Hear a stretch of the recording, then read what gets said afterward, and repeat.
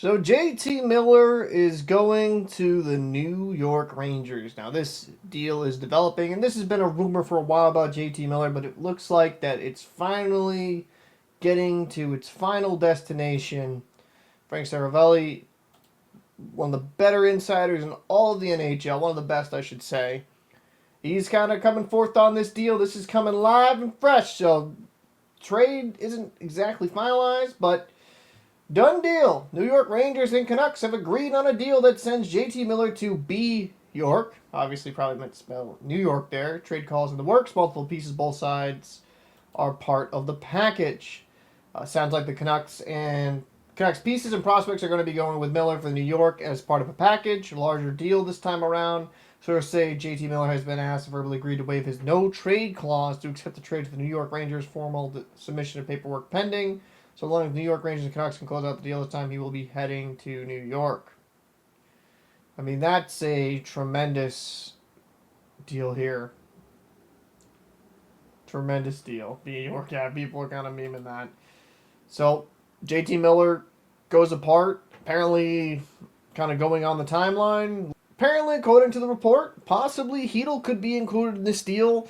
And hey, I think that actually would be a common sense thing to do for the Canucks. They get a center back, the same caliber of JT Miller, no, but it would allow Miller to come back to New York.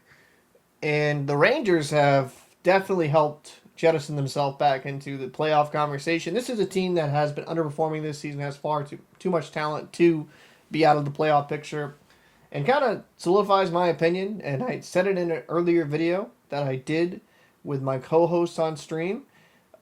If the Rangers trade for JT Miller, they're a lock for a wild card spot in the Eastern Conference. They have the goaltending. Now they have a little bit more of a scoring punch down the middle. Their top six is extremely good. If they can figure out their game defensively, the New York Rangers have got themselves a weapon.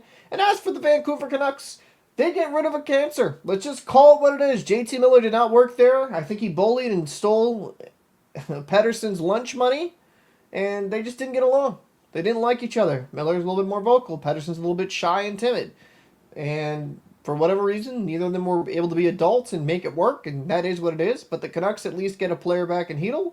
If that is going to be their turn, that's solid. But if the Canucks get prospects and pieces, and it's nobody crazy for the Rangers in exchange, I mean, why not? It just wasn't working there with the Canucks.